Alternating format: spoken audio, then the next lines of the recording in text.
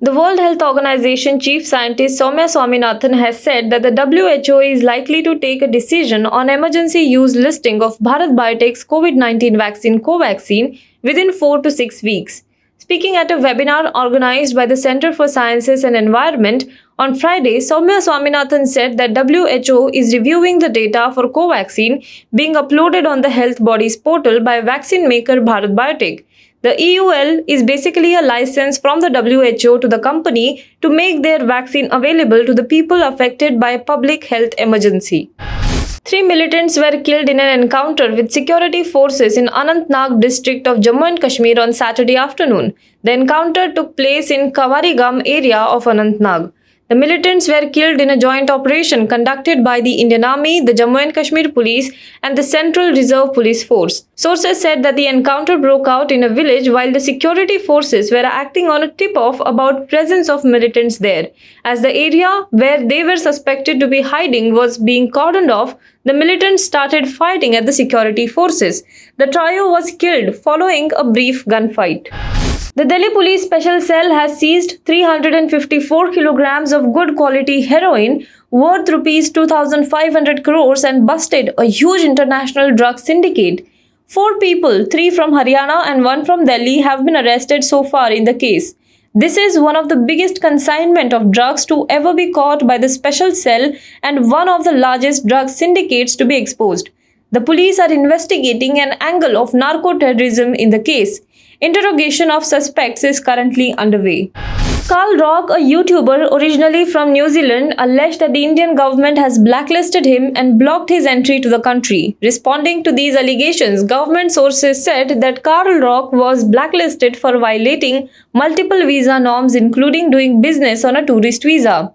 Karl has been living in India for 10 years with his wife and family and amassed over 1.79 million followers on his YouTube channel, where he shares tips for foreigners traveling to India.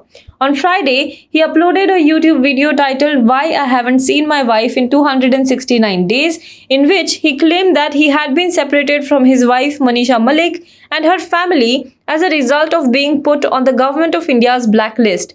In his statement, Rock spoke about not being able to be with his wife when she had COVID-19 during the second wave in India. "Being exiled from my family has been very difficult to deal with," he said, adding that in the beginning, I would get panic attacks. Now it has progressed into me being extremely unhappy. Karl also said in his initial statement that he had not been provided with a reason for the suspension of his visa to India. His visa was suspended at the airport in October 2020 when he was traveling from India to Dubai and Pakistan. It may be too early to call it a truce, but Congress leader Navjot Singh Sidhu's latest tweets on the electricity crisis in Punjab suggest some thaw in the dissidents' icy ties with Chief Minister Amrinder Singh. A week after including the Chief Minister in a broadside on opponents over the power shortage, the cricketer turned politician reserved his renewed attack only for the Congress's rivals, Delhi Chief Minister Arvind Kejriwal and Badal family-led Shiromani Akali Dal. The absence of any mention of Amrinder Singh administration in the tweets was enough to set off the buzz that perhaps some progress has been made in the party leadership's effort to address the rift between two of its top leaders in Punjab months before crucial assembly elections. Only last week, Sidhu had put out a series of tweets on the power crisis that grazed Captain Singh and said that there is no need for power cuts in Punjab or for the Chief Minister to regulate office timings or AC use of the common people if we act in the right direction. Now be the first to know about the latest updates on our new news app. Go on your Android or iOS, search for HW News Network. Download our app, choose the language you prefer to get updates in, and be up to date with the latest news.